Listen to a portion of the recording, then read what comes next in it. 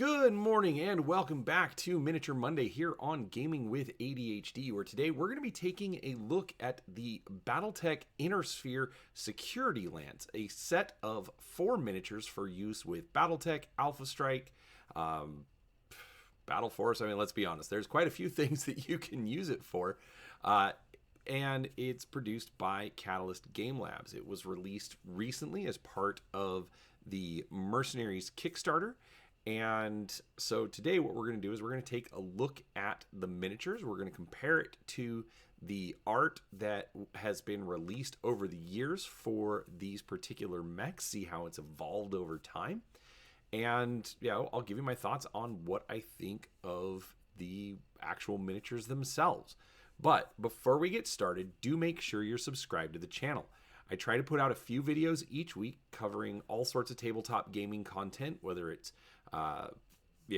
miniatures games, role-playing games, board games, or anything in between. We also do live streams during the week, whether it's me painting miniatures or taking a look at some gaming rules. I'd love for you to come along and see what we have to share. So do make sure that you're subscribed to the channel. Now, in addition, last thing, there are a couple of affiliate links to Amazon and DriveThruRPG down below. If you choose to get your games that way, that's great. It does help out the channel, but you're under no obligation to do so. We're just happy to have you along. So, with all of that out of the way, let's get started on looking at these new miniatures. And so first up, we're going to be taking a look at the Jaeger mech, which of course I decided to start with a back shot because he's been sitting there rotating for a while. So it's, you know what, we're going to add him in when we get there. Now, this is essentially an anti-aircraft mech. So I do actually like how the pose has the arms pointed up as if they're targeting an aircraft or something that's much farther down range. And overall, I actually do like the design. There's a little bit of mold lines. You'll notice on the hip joints, there's a couple of clipped parts where clearly the legs had been taken off of the sprue. But overall, the miniature's actually pretty darn clean, and I like the look of it. Now, there is that gap in between the upper torso and the hips. You do tend to see, unfortunately, errors like that with PVC style miniatures, but overall I think the level of detail is really good. I think the design overall came out really well. It's, obviously a variant of the rifleman miniature, so overall I think it's a pretty good, pretty solid design that is going to be fun to paint up. Now, when we take a look at the art, obviously the first place we're going to start with this one is 3025 and, Dwayne Luce. Now, honestly, I don't think this design, I mean, there are going to be some changes, and you'll see that over time, obviously, as the art got cleaned up. But this is still kind of the iconic image of the Jaeger mech for me. It's obviously a little bit more, static. It's, the arms are down, but still not a bad representation. And honestly, not too different from where we end up with the Ill Clan redesign. Now, this is one of the mechs that was featured in the original Camo Specs book. So a little bit simpler of a piece of art, but it does give a little bit of coloring. Technically, that's what Camo Specs was supposed to do. And in this case, obviously, they went with white. So, great job, guys. All right, we then had this version from Tech Readout 3050. Obviously, still kept the same basic design structure. You have that cockpit underneath the shoulders, which is a little strange, but, it's a big stompy robot, guys. Let's not complain too much. But then you still have the over-under barrels, which in this case you have the smaller gun on top of the larger. We then had this one from Brent Evans featuring his marvelous checker pattern. I don't know why, but literally it is on all of his mechs. And again, just kind of keeping with the same style. This one really did not evolve much over the years. And then we go to, our Ill-Clan era version of the Jaeger mech. Now, overall, this is a good design. I actually think it does take this Ill-Clan styling, and use it really well. Uh, I've been complaining in the last few videos that all of the Ill-Clan mechs kind of have that same factory look to them. But this one, while it's there, I do think it is a little bit more subtle. I say that mostly because, again, this design just seemed to keep getting used. It didn't suffer from what you normally see like with Project Phoenix, where you have like rapid redesigns of the mechs, and they managed to keep a lot of that just classic styling to it. So overall, good piece of art. I like where they ended up with for the Ill-Clan, and especially because this is one that I have not seen yet for miniatures. It's going to be fun to paint up something a little bit different as well. So there we have our Jaeger mech. All right, next up we have the Scorpion. Now this is one of two quad mechs that were introduced to, introduced to the plastic miniatures, for the current range. One of two that was introduced as part of Mercenaries, and it's. I have a mixed opinion on quads. I recognize like their place in Battletech. We have a friend in our group. For some reason, he absolutely loves quad mechs. I don't know why. I think it's just I'm going to be different, so I'm going to run quad mechs all the time. So anytime we play, pretty much that's what he runs. I don't know why, but it always makes me laugh.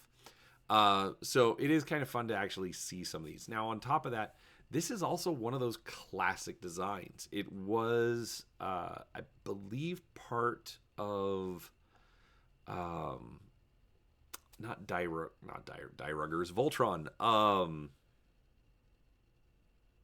Crap, I can't remember it. Dougram.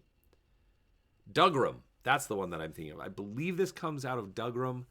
But again, it was originally one of the unseen, so it does kind of just have that legacy feel to it, where you may not necessarily want to run that particular mech, but because of the fact that it is classic, it is one of the original mechs, there's just a lot of nostalgia there. Overall, I like the design. This is one where having that central peg. Now, I'm kind of mixed on that because they went with a clear peg, but if you're going to paint your miniatures, you're going to end up having to be really careful, or you're going to end up painting over it. So I do wish they had provided, they hadn't glued the miniature onto the post. That way you could take it off, be able to paint it a little bit easier, and not risk painting over the peg. Unfortunately, they didn't, so you do have to do things like, cover it with putty or tape or something to mask it before priming it, if you want to keep the clear central rod. So do keep that in mind. I do think that's a little bit frustrating as far as from a production standpoint, but otherwise, I think the miniature itself looks really good. So let's take a look at the art. So as I said, it was one of the original unseen, so of course we're going to have a 3025 first appearance with art by Dwayne Luce. Now, this honestly kind of didn't change much, from what we have now. You've got the 4 legs, which does make you wonder why it's called a scorpion, especially since there's no tail coming up across the back. I don't know, whatever. That's what they called it. That's what it is. So, but it's it's still a fun design. I do recognize the quad stylings, this cockpit here on just kind of off centered, the LRM rack, the cannon, etc. The legs, very, very unique in design, especially with kind of these ball joints for the knees, and then the half domes for the feet. Again, just kind of that iconic style there. All right, it also made an appearance in camo specs. So I don't know which faction this is, but essentially we get a little bit of a green styling for the Scorpion. But essentially it's reusing the art from 3025. All right, next up we had 3050. Cleans up the art a little bit. Again, still have these, these ball joints for the knees and the half moon for the feet. Looks like it's kind of got a double cockpit, one here, one here. Don't ask me, I didn't do the design, but it still looks like a Scorpion. All right, now because it is one of the unseen, this is one of the Project Phoenix mechs. Now this, not a huge departure. There's a lot more angles and spikes on the feet. Gets away from those ball joints. So this isn't the worst of the Project Phoenix, but I don't know, this art's a little bit rough. It just shifts it a lot that I'm not necessarily a fan of. Now, because of that, we do have this version from 3085, which isn't too different. Not a bad design. I like this kind of rear set missile launcher. And then the autocannon. Actually, it's probably Gauss rifle on this one.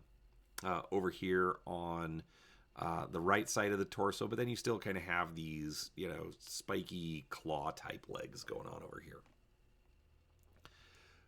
And then we have our final version for Ill Clan era. Again, going back towards that original design, back towards more of the ball joints on the knees and the half moons on the feet, or half spheres, I should say. And then again, this torso mounted cockpit, the missile launcher, and then the autocannon. So overall, I actually really like this one. Not too much of the,